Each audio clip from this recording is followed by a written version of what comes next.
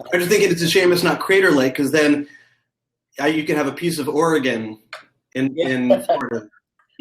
We should look into getting that. Welcome, everybody. This is Splash Media U webinar. We do these on a monthly basis to give you little tips and tricks, things that we're doing that we thought we'd share with you, how to do social media better. My name is Duncan Gilman. I'm the Dean of Students for Splash Media U, the social media training program. Love doing these webinars with you. And as I mentioned a few minutes before we started, if you had already logged in, we're recording this so it will be available after the fact. Today's topic is photo, image, graphics, all those things that may seem impossible to do if you're not a designer. These tools and resources, tips and tricks that we're going to talk about today in our webinar that we titled "A Picture is Worth 1,000 Likes." These will help you do those things if you're not a graphic designer. Also on the line here, also in our webinar, we've got Julio Lebron from our campus in Orlando. Hello. Hey, Julio. So what Julio's going to be doing is he's going to be moderating the polls that we do. So throughout the program, throughout the webinar, we have a couple of questions that we're going to ask you. And in this particular webinar, we're treating these more as a brainstorm session. This is really a sharing opportunity. We'd love to hear from you which resources you use, which photo sites are your favorites, because we'd love to pass those out to everybody who is attending, and so everybody can share and try things out and find out what works best for them. So Julio is going to moderate these polls and give some feedback in terms of what people are talking about, which sites they like, which tools they like, etc.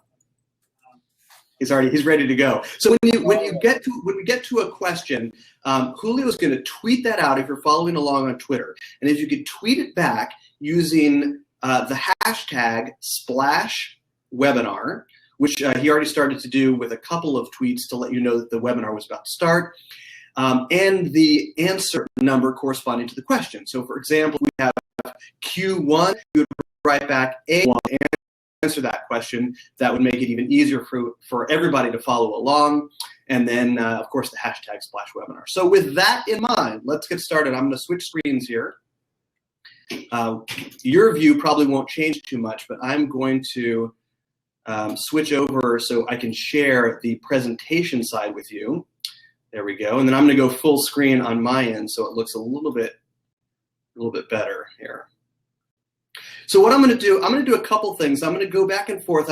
I'll start with the presentation, and then I will go back and forth when I need to show you a couple of websites. And again, Julio, as we talked about before we started, please feel free to interrupt at any time. Just shout at me since I'm not looking at your face. Interrupt if the signal goes out or anything, or I need to make something a little bit bigger to see. That way everybody can follow along with what we're talking about. Sounds good. As we already mentioned, the Q&A is going to be on Twitter and also in the comments on Blab. This is our second time using the relatively new platform Blab, which was great the first time, and we've done some other experimenting with it, and we love being able to have Julio on the webinar with us here now. Hopefully we'll do some more with that live participation in the future. So we're going to divide this webinar into 3 sections: photo tips, image resources. So in other words, places where you can get images, easy to find, easy to access, and ones that don't have a ton of usage restrictions. That's really what we're looking for. And then some tools to help you edit. So we're going to divide it into those 3 sections and try to keep it as close to half an hour as possible because you have things to do. Get on with your day. So as I mentioned, we're going to have a series of polls. Let's start off with our first one. Which aspects of your business are photographable? In other words, what could you use from your industry, from your business as multimedia? It's usually easier when we think of this for retail businesses, for the B2C industries that go directly to consumers, the food industries, any kinds of those things that are product based. Very understandable from an image standpoint because you can post things that post images of your products or related images. So what in your business is photographable? And I would encourage you to think a little bit broader than just the B2C side. If you're a business that caters to other businesses or sells software as a service, what could you use in your marketing strategy to showcase what it is that makes up your business, whether it's your team behind the scenes, is it your offices, is it a new feature that you can take a screenshot of and mark up so that you can explain what it is you're offering? What are those things that are photographable from your business? Do we have any tweets coming in yet, Julio? Nothing just yet, but I do have some of my own that we do here at Splash Media U to share as they're coming in. That'd be great. Splash Media U, and I won't interrupt you after this. Splash Media U is a great example because we are, we do work with consumers, but we work with business professionals. We don't have a product per se that you can pick up and hold. So Julio, what do you photograph? What do you use as imagery for Splash Media U? Well, we do keep our programs up to date. So when we are updating those and we're recording new sessions or new classes, we like to take pictures so that our audience, our students, can feel involved in the process, know what's going on, and feel like they're staying up to date and in it with us as we're going through.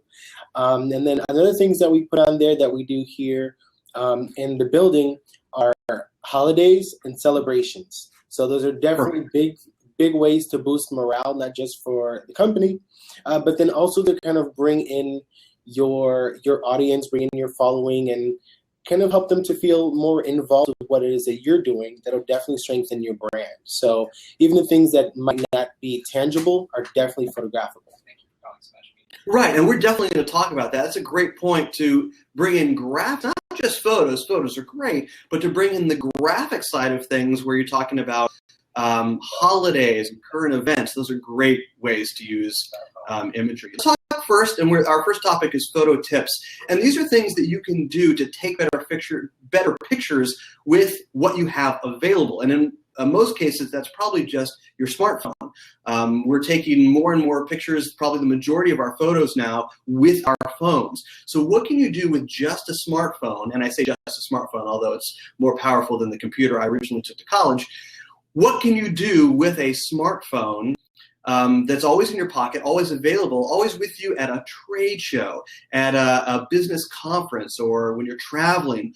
This is a great opportunity to take those behind-the-scene pictures that your audience can really interact with, that your customers love to see when you're unveiling a new product or talking about something that's going on that's a current event or relevant to their lives, an interest that they may have. This is a great opportunity to do photos on a mobile, not just a mobile device, but have a mobile mindset, photos and imagery with that mobile mindset that can be done anywhere. So let's talk about a few of those. The first is composition. The primary thing to keep in mind when you're designing graphics for the social media realm is which site it's going on. Now, for the most part, your photos can have square dimensions and fit just about anywhere. So a nice big, let's say 600 or 800 pixels by 800 pixels is a great place to start for a photo post on Facebook and Twitter, and good for a lot of other sites as well.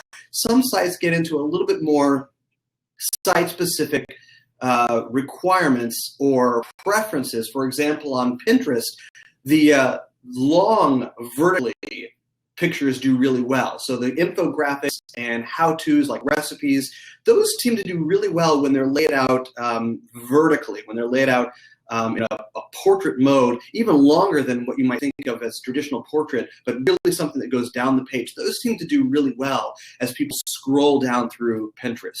But again, generically speaking, nice big square images are great. And what I have up here on the screen is just one composition element that's known as the rule of thirds, that what is pleasing to our eyes when we look at photos and images are photos that have the main points of interest at these intersecting points. What I've basically done is just draw a tic-tac-toe overlay on this photo to demonstrate what the rule of thirds looks like, and it's called that because it's divided the screen into these 3 columns and 3 rows. And you can actually access this overlay on a lot of your photo apps. I think Instagram has this, and probably a lot of the extra additional, like the third-party apps, photo apps that you download for your phone, you can access this as well.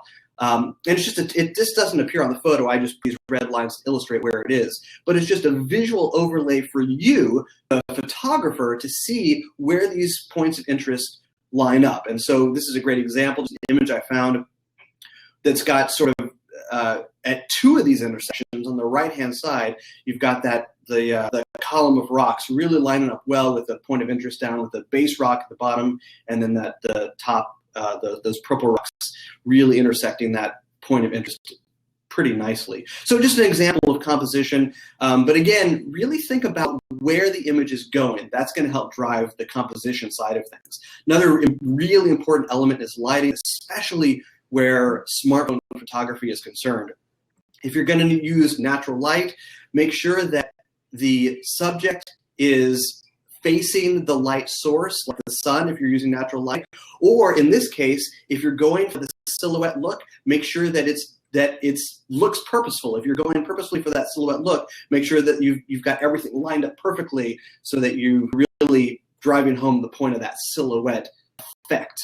The last thing we'll talk about in terms of the taking better photographs with your phone, I would explore some of the apps that are out there. There's some great third-party apps that you can download both for the iOS devices and Android devices and others as well that enhance your photos. And the main point of those is to add back in some of the manual functionality that's taken away with the standard app that comes with your phone. So for example, on my iPhone, it's great for taking photos in the right light, and if I'm holding the camera very still, but a lot of these extra apps, some of them free, some of them paid, will bring back things like manual focus, manual exposure that I lose in the standard app. As great as it is, I lose those things in the standard app that comes with the phone. So I would definitely explore those.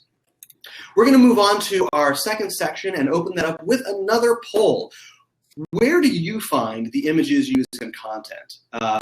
A lot of people go to Google first. There's nothing wrong with that per se, as long as you know exactly where that image is coming from. I don't recommend Google search for everything because that image has a creator, and that creator needs to be attributed in the post somehow. So I don't recommend that for just grabbing images from anywhere on Google and putting them in, but it's a great place to start in terms of just knowing what's out there. So question 2, where do you find the images you use? Julio, I know it's early, so why don't you start? You want to talk about some of the image sources you have for Splash Media U, and then we can work in some of the poll answers.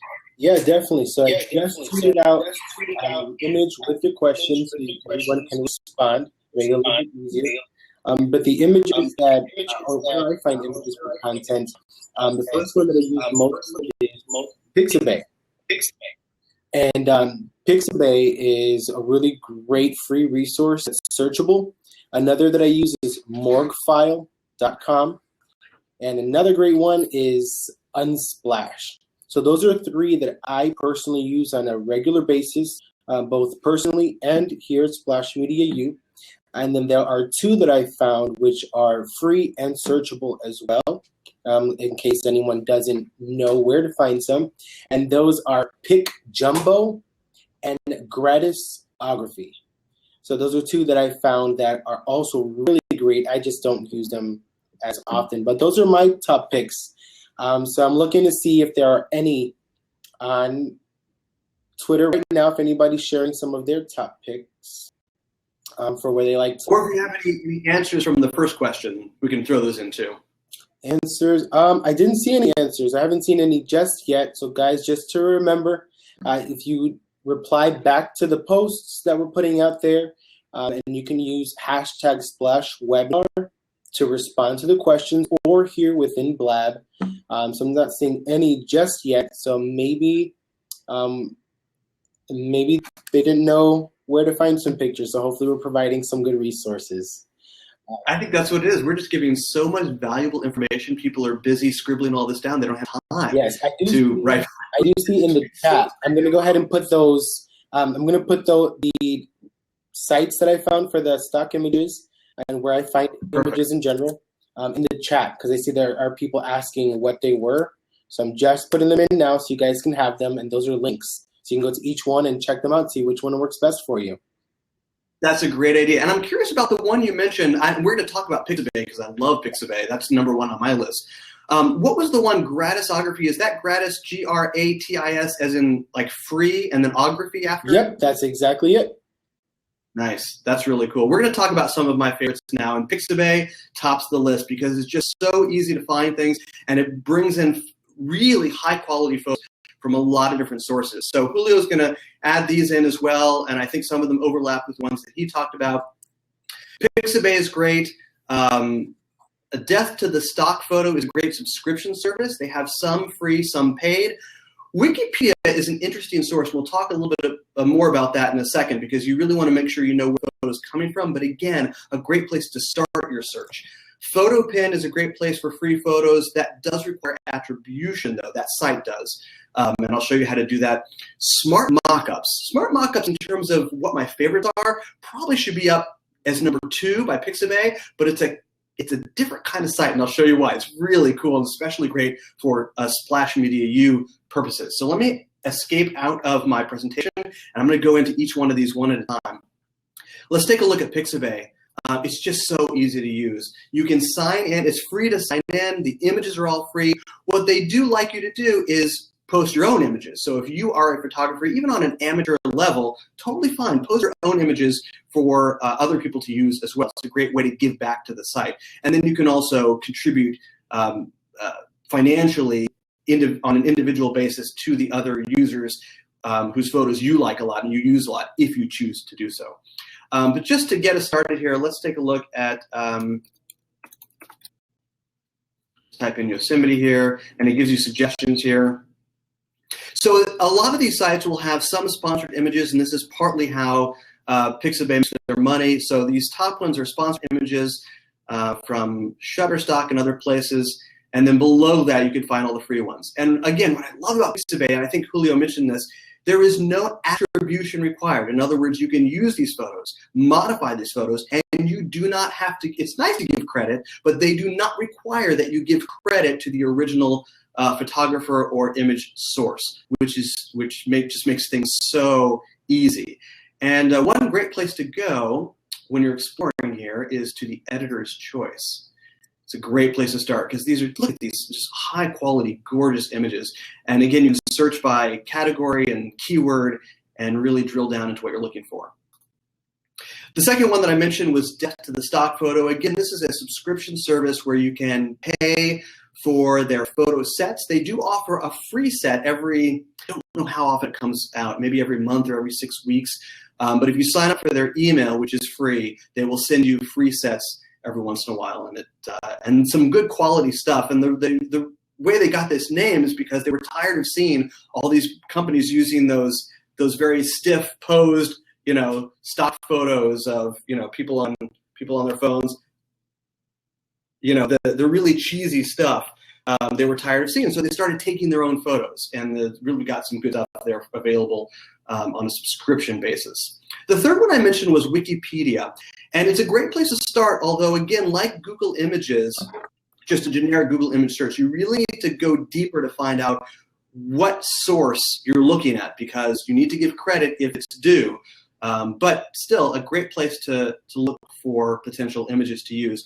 And one great thing with the images you file, and the images are in a place called Wikimedia Commons. So when you go to an entry on Wikipedia and then drill down into the images that are posted. So for example, on the Wikipedia page for coffee, this might be one of those images. And when you click on the image, it's stored in a place called the Commons, Wikimedia Commons. And you can go down to the bottom of the page here and see more details about how to give this source credit for the image if you choose to use it. We'll talk about a couple more here, and then we'll go into our tools, because we've already been in our webinar for about 20 minutes here, and again, want to be respectful of your time, and we'll post this whole webinar again for you to digest and rewatch as much as you like. So this is a site called PhotoPin. This is a great site for just another wide variety of images. Works similarly to Pixabay, except they do require, like Flickr and Yahoo's got images like this, they require that you give credit for the photo, which is super easy to do if you're using this photo or image on blog. It's a little bit harder to do if you're using it strictly for social media purposes, like Facebook or Twitter. But if you're creating a blog post, I just pulled up this image. I don't know what it might have to do with your post.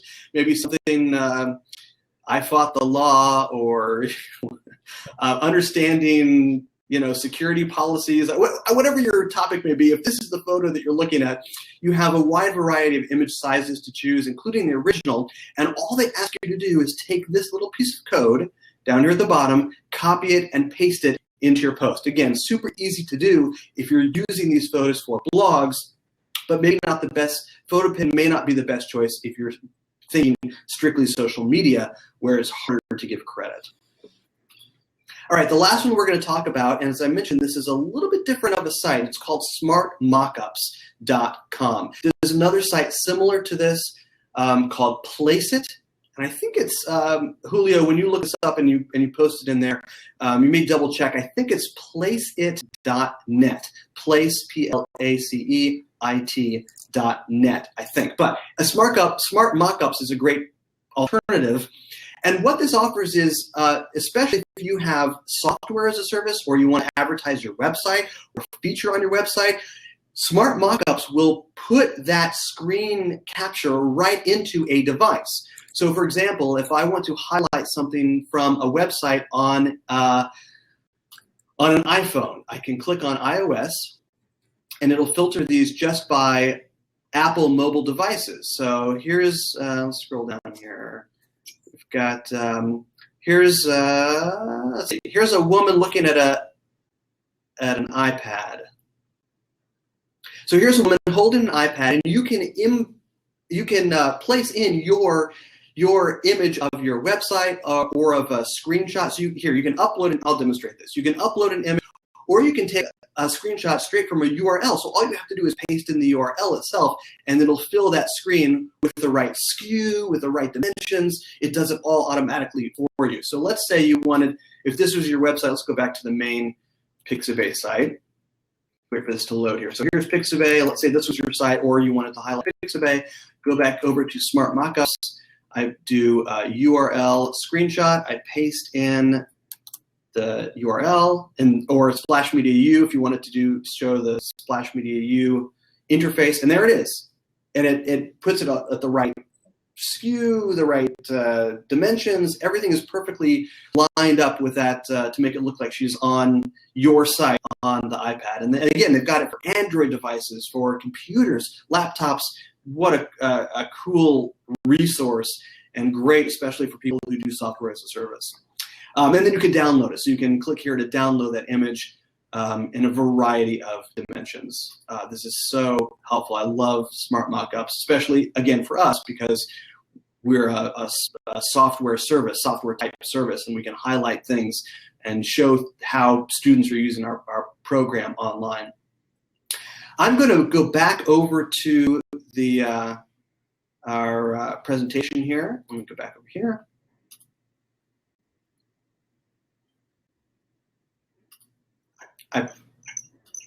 See if I can pick up where we left off. And we're going to talk next about editing tools. So our last topic, first we talked about photo resources, photo tips. Then where do you get those images if you want to bring in images from outside sources? And finally, how do you edit those images? How do you manipulate them and make them look the way you want them to look? Do you have any tools, any of your go-to software apps or websites that you use to put the finishing touches on those photos? So that's our third and last poll. What tools do you use? And again, I geared these questions for this particular webinar more to the brainstorming side, because I'd love to be able to share some of these resources. And again, if you're new to this and you just want to absorb everything, all these resources that we're putting out there, great. I don't have a problem with that. If you do have some tools that you love, some resources that you want to share, please do. And I'll let Julio take the floor here and open it up with some of his favorites. All right. So just like the other two questions, I did post on our Twitter that you can interact with an image with the question, just so you can kind of continue to follow along. We actually did get, for the second question, a response on Twitter from Sparkswood. So Sparkswood is here, so shout out to Sparkswood for interacting with us. And Sparkswood said that they usually create their own images because they didn't know where to get them for free. So that's their answer to question 2 and where they found their images. So that's awesome. That's very skillful to be able to create your own images. I'm definitely not skilled enough. So, however, for the third question, what tools do you use for photo edits and graphics? I put together 2 different categories depending on how advanced you may be with how much editing you need. So the first one is an online option. So these are online programs that you can use via a web browser with no download necessary. So just giving you a quick rundown, and then I will post the list in the chat as well. The first, which I personally use quite often, is Canva.com. So on our Twitter, the images that I'm posting with our questions, I actually created using Canva. So it's a lot of fun, super easy to use. Others that I found that are a lot of fun and have a little bit more advanced capabilities include PicMonkey.com, so like taking a pic monkey. Second one is BeFunky. Another one is Pixlr.com and SumoPaint.com. Now, they're all awesome. It really depends, again, on how advanced you're wanting to be with what you're editing. So different programs offer different capabilities and features. And if you are a little bit more advanced and need to edit images more often, you might want to look into a program that you can download. So I did find 3 of them that you can download and access via your computer. So it's a desktop application. The first one is GIMP.org. And again, I'll post these in the chat just in case if you want to follow up. So GIMP.org. Another is Nick Collection, and that is through Google. It's a lot of fun. And the third one, which actually works for only Windows computers, which would be Paint.net.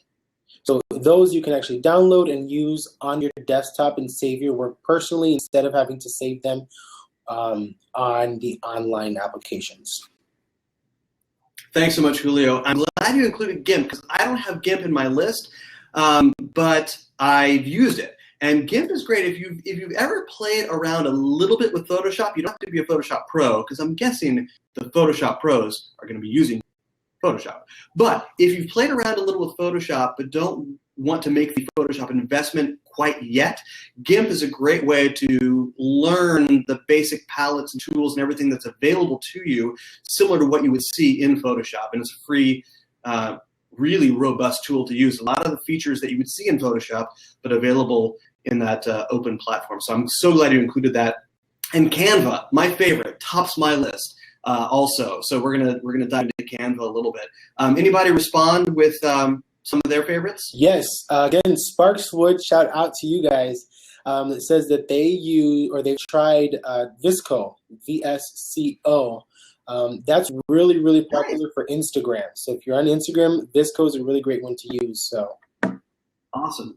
That's great. And to address the first answer that they put in about image sources, taking your own pictures is ideal. I mean, that's the best option because you don't have to worry about any sort of usage management or rights management, except when other people want to use your photos. That may be a concern. But taking your own photos, creating from scratch, that is the way to go if you can do it.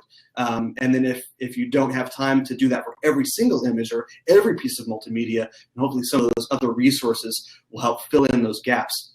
We're going to talk quickly about some of my favorites. Julio and I share our love for Canva. So we're going to talk about that. Pablo, Fodor. Fodor does basically the same kinds of things as a couple of the other ones that Julio mentioned. Pixlr, maybe was PicMonkey, was that the name of one of them? Yes. Okay, so and Fodor is very similar. And then I've got a couple of ones that are helpful for mobile over in Twitshot. So we'll talk about those quickly and then let you be on your way. Now let me escape out of this and go over to my little demo section here. Canva is just amazing, mostly because of the social media ready templates. Canva, let me just tell you this right off the bat. Canva is free for unlimited use, but the paid version offers more features. So the paid version offers things like being able to organize your photos in folders and being to resize your images. But if you don't want to, if you're not quite ready to get into those features yet, the free version does most of what you would need to do.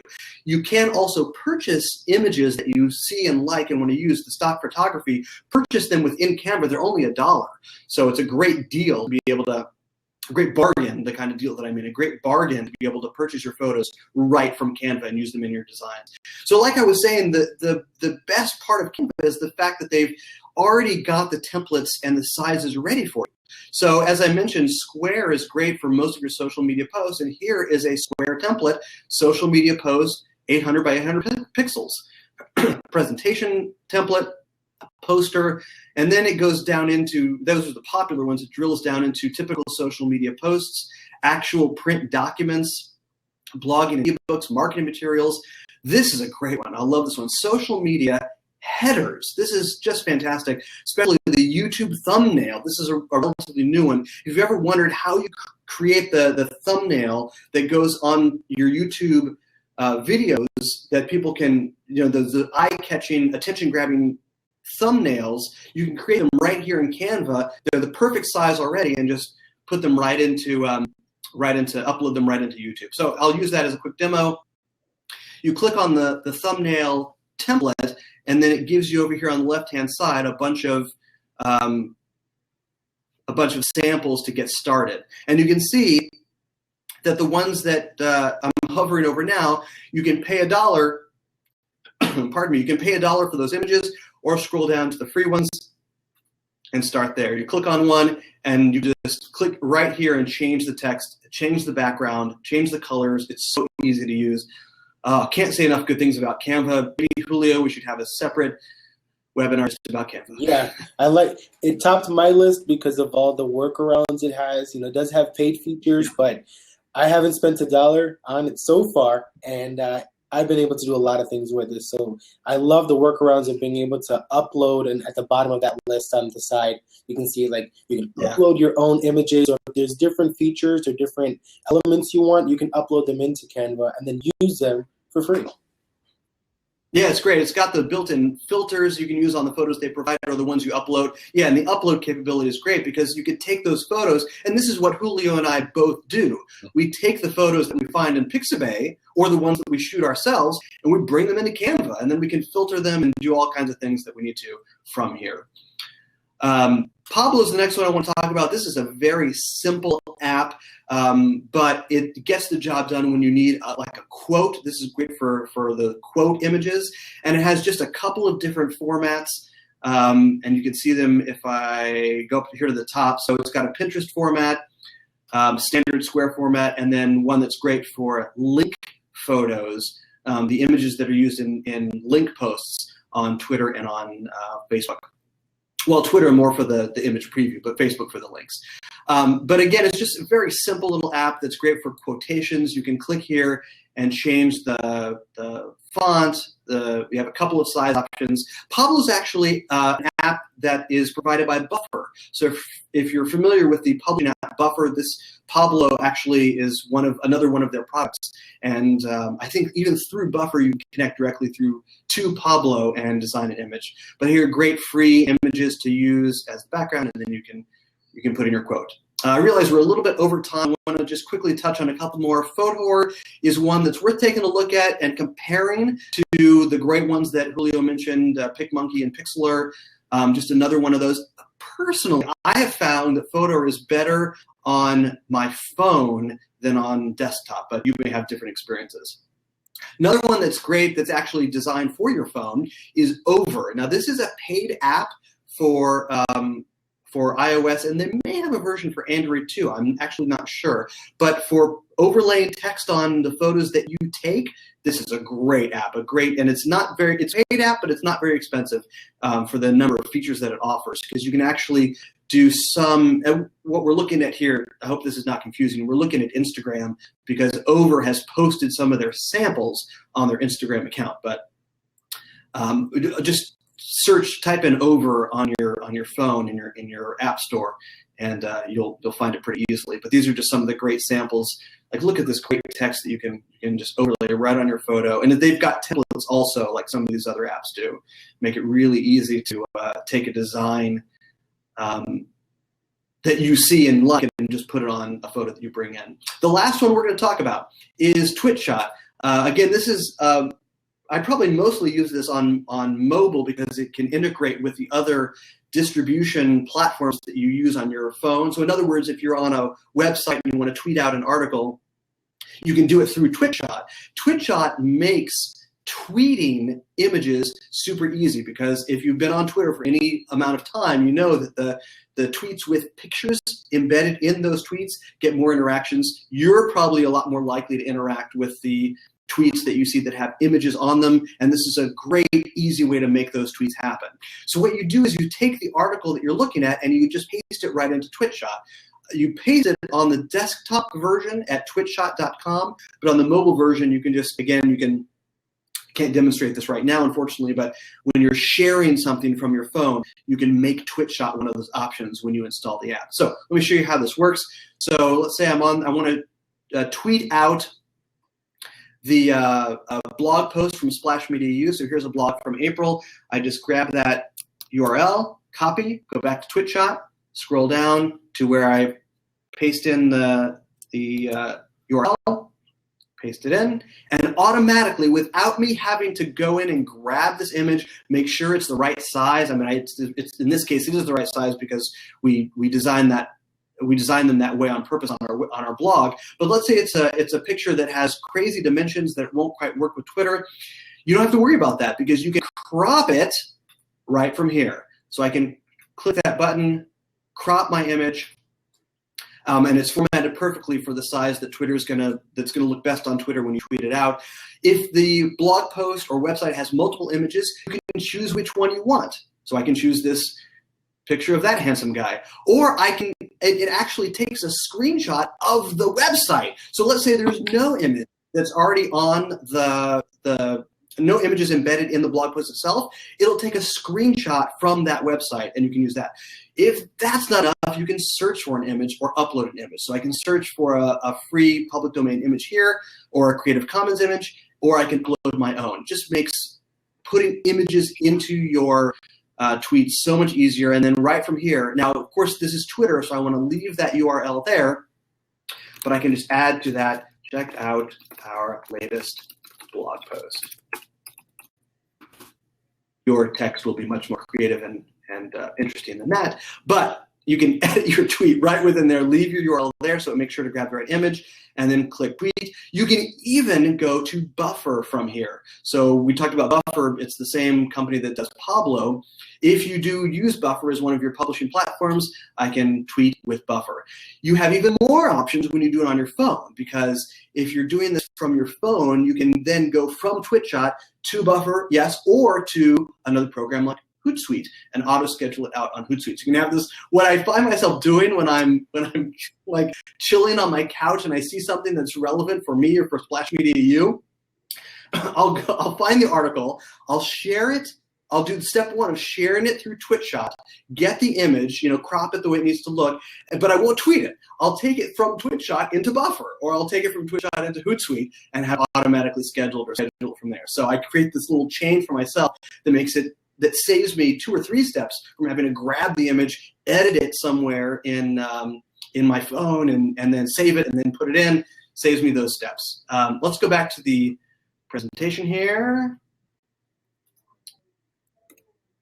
If you have any questions after the fact, please get in touch with us. You can tweet Julio at our main Splash Media account. Feel free to tweet me directly at Duncan Gilman. We've got a lot of the resources that we talk about in these webinars on our blogs. We post about them too. And again, once this webinar is over, we're gonna stop our recording, go back over to our YouTube channel and our blog as well, posted there so you can view it, rewatch it, check out some of those great resources that we've talked about. Julio, you want to throw in any final words or participation that you've seen from our attendees today? Not really. The only thing I just wanted to give another shout out to Sparks with management for engaging with us on Twitter. I want to thank everybody for engaging with me here in the live chat. And I really hope to get any questions that you guys may have. And I look forward to seeing you guys next month. Thanks, Julio. Thanks, everybody, for participation. Hope you have a great rest of your week. Talk to you soon. Take care, Duncan. You too. Talk to you later.